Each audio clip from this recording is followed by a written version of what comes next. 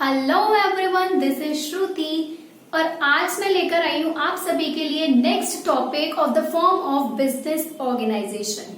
जैसा कि हम पहले 3 टॉपिक्स कवर कर चुके हैं इसी के अंदर, और आज हमारा 4th है कोऑपरेटिव सोसाइटीज।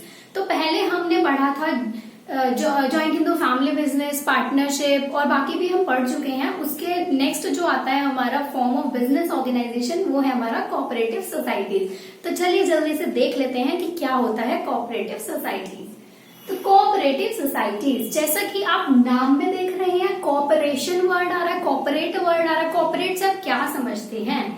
एक दूसरे के साथ कोऑपरेट करना, ये तो आपने सुना होगा बहुत बार। तो कोऑपरेटिव सोसाइटीज का मतलब होता है आपस में मिलकर एक सोसाइटी बनाना। कोऑपरेट कैसे करते हैं? आपस में ही तो करते हैं, अकेले में तो कोई कोऑपरेट नहीं होगा। लेकिन इसी तरह से कोऑपरेटिव सोसाइटीज क्या हो गई? आपस में मिलकर सोसाइटी बनाना। तो इस सोसाइटी का क्या मतलब हो गया? जब कुछ लोग मिलकर वॉल्यूंटरीली, मतलब अपनी इच्छा से एक सोसाइटी बनाने की कोशिश करते हैं, उसकी एक पहल करते हैं, इनिशिएटिव लेते हैं कि चलिए हम मिलकर एक सोसाइटी बनाते हैं अपनी मर्जी से, उसको बोलते हैं कोऑपरेटिव सोसाइटीज। मतलब आपस में मिलकर एक दूसरे के साथ सोसाइटी एक क्रिएट करना, उसको बोलते हैं कोऑपरेटिव सोसाइटी। फीचर्स क्या है कोऑपरेटिव सोसाइटीज के? सबसे पहली चीज की जो कोऑपरेटिव सोसाइटीज है, ये एक एक्ट के अंदर आती है, कोऑपरेटिव सोसाइटीज एक्ट 1912। ओके, ये एक एक्ट है जिसके अंदर कोऑपरेटिव सोसाइटीज बनी है। तो फर्स्ट इज, ये आपको याद रखना है कि कोऑपरेटिव सोसाइटीज एक्ट कब बना था?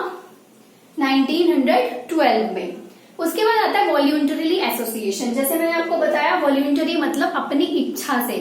ओके, तो एक ऐसा एसोसिएशन है, ऐसी सोसाइटी है जो कि अपनी इच्छा से लोगों ने बनाई है मिलकर। Limited liability.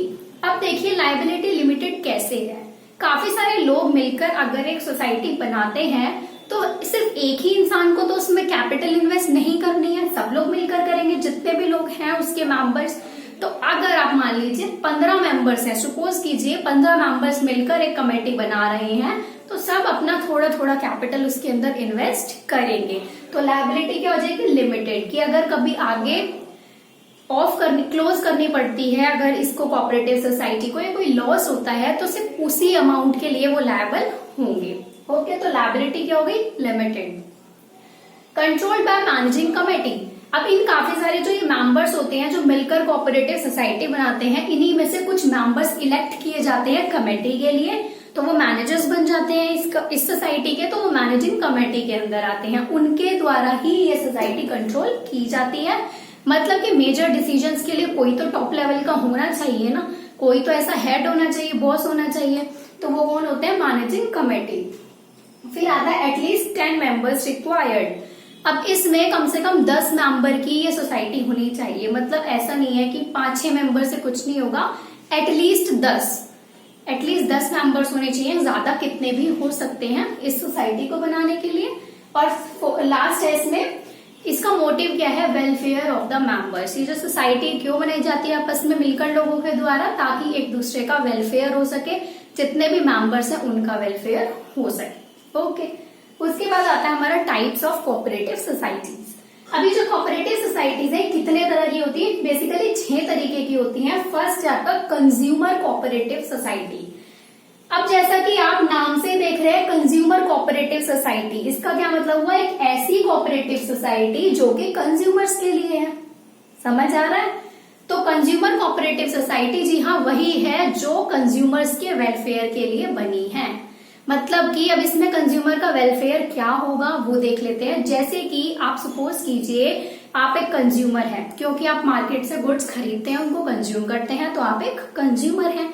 अब आप मार्केट में सामान लेने के लिए गए, वो आपको हाई प्राइस पर मिलेगा, पहली चीज, क्योंकि उसके अंदर मिडिलमैन इंक्लूड होता है। मिडिलमैन के थ्रू वो सामान आया होगा रिटेलर के पास, तो आपको कॉस्ट क्या है? हाई पड़ेगी। दूसरा, आपके एक्सप्लॉयटेशन के भी चांसेस हो सकते हैं। तो उन सब चीजों से बचने के लिए ये कोऑपरेटिव सोसाइटी कंज्यूमर्स की हेल्प करती है, और खुद में ही बल्क में वो बहुत सारी क्वांटिटी खरीद लेती है प्रोड्यूसर्स से, और जो अपने मेंबर्स होते हैं सोसाइटी के, उनको बिल्कुल रीजनेबल प्राइसेस पर वो चीज दे दी जाती है, ताकि मिडल मैन जो है वो बीच में से हट जाए और जो चीजों की कॉस्ट है वो कम पड़े, मतलब आपको प्राइस कम पड़े।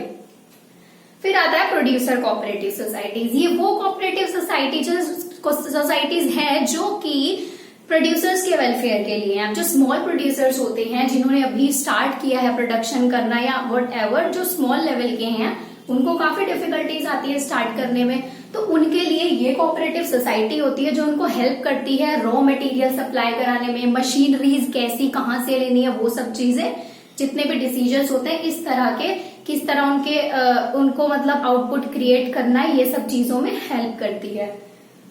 फिर थर्ड आती है मार्केटिंग कोऑपरेटिव सोसाइटीज। अब जैसा हमने इसमें देखा था प्रोड्यूसर्स सामान को बनाने के लिए प्रोड्यूसर कोऑपरेटिव सोसाइटी की हेल्प लेते हैं, तो मार्केटिंग कोऑपरेटिव सोसाइटी क्या करती है, वो जो सामान बना है प्रोड्यूसर्स के द्वारा उसको मार्केटिंग मतलब उसको मार्केट के अंदर सेल कराने में उनकी हेल्प करती है।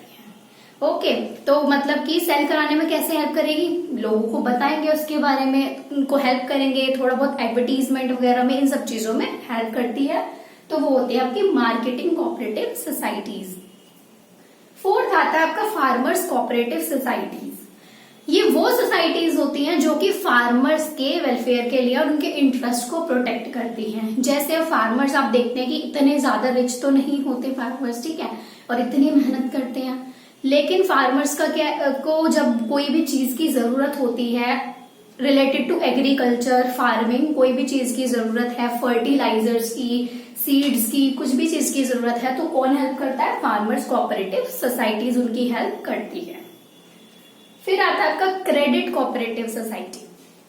क्रेडिट कोऑपरेटिव सोसाइटी सुनकर आपको क्या आ रहा है दिमाग में, क्रेडिट का मतलब क्या होता है, लोन वर्ड याद रखना, ठीक है। ये वो कोऑपरेटिव सोसाइटीज होती हैं जैसे कि कुछ प्रोड्यूसर्स या कुछ मेंबर्स, उनको कई बार क्या होता है फाइनेंस की जरूरत पड़ती है, तो फाइनेंस की जब जरूरत पड़ेगी तो कौन उनको प्रोवाइड कराएगा, क्रेडिट कोऑपरेटिव सोसाइटीज। ये फाइनेंशियली हेल्प करती हैं उन लोगों की जिनके पास फाइनेंस की थोड़ी कमी है, और फिर बाद में वो लोग और बहुत कम इंटरेस्ट पर, अगर आप किसी मनी लेंडर से लेंगे जाकर तो वो आपको हाई इंटरेस्ट पर देगा, इंटरेस्ट रेट बहुत ज्यादा हाई होगा और आपके एक्सप्लॉयटेशन के चांसेस बढ़ जाएंगे। इसीलिए ये सोसाइटी बनी थी क्रेडिट कोऑपरेटिव सोसाइटी। ये बहुत ही कम इंटरेस्ट पर अमाउंट जो है वो मतलब अमाउंट जो है वो दे देती है, उधारी में लोन दे देती है। और ये जो इसमें जो अमाउंट आती है वो कौन सी होती है, जो आपस में मिलकर लोगों ने सोसाइटी बनाई है उसमें जो कैपिटल और अमाउंट इन्वेस्ट की थी उसी को कम इंटरेस्ट रेट पर दे दी जाती है। फिर आता है आपका हाउसिंग कोऑपरेटिव सोसाइटीज। ये वो सोसाइटीज होती हैं जो कि लोगों को हेल्प करती हैं, उन लोगों को जिनकी बिल्कुल लिमिटेड इनकम है उनको हेल्प करती हैं उनके हाउसेस कंस्ट्रक्ट कराने में। कुछ लोग ऐसे हैं जिनकी बहुत लिमिटेड इनकम है, उनके पास घर नहीं है रहने के लिए, वो चाहते हैं कि उनका घर हो, तो ऐसी कोऑपरेटिव सोसाइटीज उनको हेल्प करती हैं उनका घर बनवाने में। कई बारी वो उनको उनके प्लॉट्स वगैरह भी, मतलब उनको प्लॉट्स की जरूरत होती है, फ्लैट्स की जरूरत होती है, उसके लिए भी बहुत ज्यादा हेल्प करती है फाइनेंशियली। ओके, फिर आता है आपका मैरिट्स। अब आपकी कोऑपरेटिव सोसाइटीज की मैरिट्स क्या हैं। अब कोऑपरेटिव सोसाइटीज बहुत सारे मेंबर्स की से बनी हुई एक सोसाइटी है। तो फर्स्ट है इक्वल वोटिंग राइट्स, सबको इक्वल वोट करने का राइट होता है, मतलब जब डिसीजंस लिए जाएंगे सबको इक्वल वोट देने का राइट मिलेगा। फिर आता है लिमिटेड लायबिलिटी, जैसा मैंने आपको यहाँ बताया लायबिलिटी सिर्फ उस कैपिटल तक लिमिट होती है जितने उन्होंने इन्वेस्ट की है। इजी फॉर्मेशन, बहुत इजीली फॉर्मेशन हो जाती है, मतलब कि एक वॉल्यूंटरी एसोसिएशन है, जब आपकी इच्छा करे आप इसको स्टार्ट कर सकते हैं under the cooperative societies act 1912। Easy formation वही। फिर आता है सपोर्ट फ्रॉम गवर्नमेंट। अभी ये जैसा कि आपने देखा ये एक एक्ट के अंदर बनती है और सारे एक्ट्स आपको पता ही है गवर्नमेंट से रिलेटेड होते ही हैं, गवर्नमेंट से कनेक्टेड होते हैं, तो क्या होता है सपोर्ट भी मिलता है इन सोसाइटीज को गवर्नमेंट का। उसके बाद आती है आपकी डीमेरिट्स। अब कुछ लिमिटेशंस भी होती हैं सोसाइटीज की, वो क्या है, फर्स्ट है लिमिटेड रिसोर्सेज। अब मान लीजिए कोऑपरेटिव सोसाइटी बनाई है कम ही लोगों ने मिलकर, मतलब 10 से 15 लोगों ने ही मिलकर बनाएंगे, तो लिमिटेड रिसोर्सेज ही होंगे, बहुत ज्यादा भंडार तो नहीं होगा रिसोर्सेज का। सेकेंड आपका डिफरेंट ओपिनियंस। अब कई बार क्या होता है कुछ कोऑपरेटिव सोसाइटीज में ज्यादा लोग होते हैं तो सबके ओपिनियंस डिफरेंट है, तो क्या होगा, कॉन्फ्लिक्ट के चांसेस होंगे कि हमारी नहीं सुनी जा रही, उनकी सुनी जा रही है, ये नहीं हो रहा, वो नहीं हो रहा, इस तरह की चीजें आएंगी। फिर आता है गवर्नमेंट कंट्रोल, वही जो यहाँ बताया गवर्नमेंट का भी इंटरफेरेंस होता है, बिकॉज गवर्नमेंट बहुत सपोर्ट करती है इनको, तो इंटरफेरेंस भी वो करती है। फिर आता है लैक ऑफ सीक्रेसी, अब जितने ज्यादा मेंबर्स होंगे तो सीक्रेसी जो है वो उसकी कमी होती चली जाती है, मतलब जो इन्फॉर्मेशन होती हैं, जो आपकी पर्सनल या सीक्रेट इन्फॉर्मेशन होती हैं, उनके लीक होने के चांसेस होते हैं। तो ये है ओवरऑल हमारा cooperative society is the fourth form of business organisation. बाकी 3 फॉर्म्स हम पहले पढ़ चुके हैं।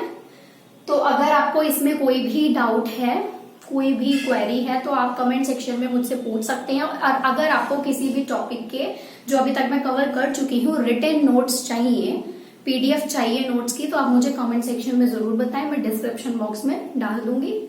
तो वीडियो को लाइक जरूर करना, अगर पसंद आई हो तो अपने फ्रेंड्स के साथ शेयर जरूर करना, और चैनल को सब्सक्राइब करके बेल आइकन जरूर प्रेस कर दीजिएगा। फिर मिलते हैं अपनी नेक्स्ट वीडियो में। Thank you.